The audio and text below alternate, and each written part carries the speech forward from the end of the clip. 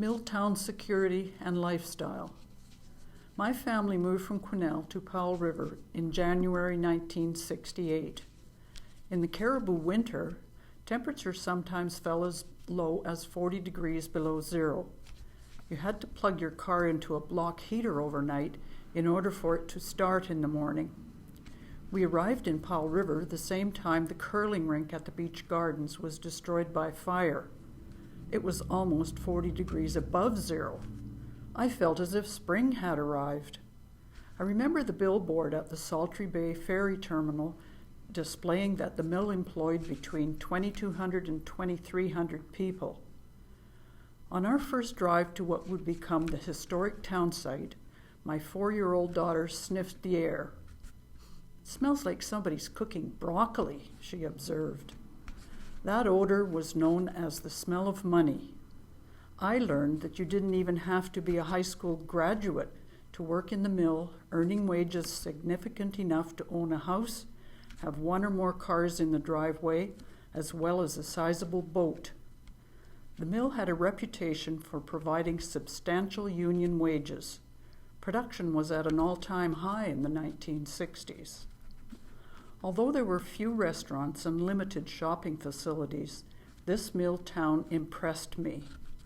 I was captivated by the nicely maintained, huge houses with fresh paint jobs surrounded by manicured gardens. Some had porches on the east to catch the morning sun, and on the west for evening shade and endless, glorious sunsets. In the places I lived in the interior of BC, we thought only the well-off people lived in town. As you ventured farther away from the city center, there was a gradual lessening in the size and maintenance of the homes and properties. The houses became more ramshackle, and the yards contained abandoned vehicles or pieces of rusting farm equipment. Is there a relationship between money and pride of ownership? Does money create motivation to take good care of acquisitions? Powell River seemed to have it all, even in the outlying areas.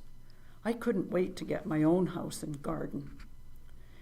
In earlier days, before environmental conscientiousness, I heard stories of women hanging their laundry on the clothesline in the town site, only to have the mill unexpectedly exhaust the smokestack, distributing clouds of soot and fly ash on their clean clothes. We would find the tennis courts covered in it when we went out for a game in the 1970s. This problem ended soon after the craft mill opened. That distinctive smell of money hovered in odious clouds over the town site and regularly drifted up to Cranberry and Wildwood. Only when the wind changed direction did it gently waft its way to Westview. I decided to live and work in Westview. Not long after I opened my store, Yarncraft, in 1972, I learned the effects on small business when mill workers went on strike. Disposable income dried up. Many employees lived from paycheck to paycheck. They stopped spending until the strike ended. Local businesses struggled to survive through more than one strike, along with several cutbacks in the number of employees.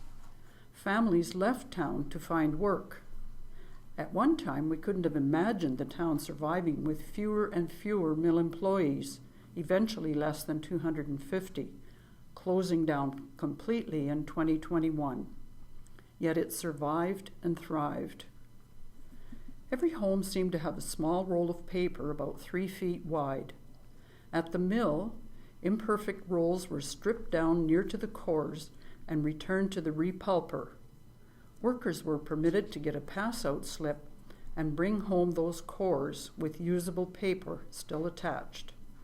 Many pieces of equipment could also be taken home. If something broke down, most often it would be completely replaced with new. This was more financially viable than risking expensive downtime for future repairs of worn equipment. The replaced parts usually had lots of life in them and could be patched up, suitable for home use. Some parts did go to a mill recovery area for refurbishment. The mill was proud of its safety programs. Both at Sultry Bay and again at the mill gate, it posted how many accident-free days since the last mishap. Overall, they had an excellent safety record, yet severe tragedies did take place. One or more men died in the smokestack, another was killed in the yard, and others inside the building. Serious incidents causing severe injuries did happen, sometimes because a workman failed to follow required safety procedures. A stilted hush fell over the area when bad news permeated the district. Some of the stories were extremely gruesome. The temperate, nearly Mediterranean climate of this mill town on the west coast of British Columbia provides a highly desirable place to live. Take a drive, especially in the spring, and get bombarded with a multitude of colors in this gardener's paradise. Knowing friends and relatives in the north and east have yet to uncover from their snowy winter blanket. The city has a club, sport, music, or cultural group to match everyone's needs, desires, and talents. Many athletes were recognized when competing at the national level and beyond. We have saltwater and freshwater for boating, fishing, and water sports, as well as trails in the wilderness for hiking, biking, and ATVing. I often comment that people go on holidays to find what we live every day. All of this cherished lifestyle can be credited to the pulp and paper mill.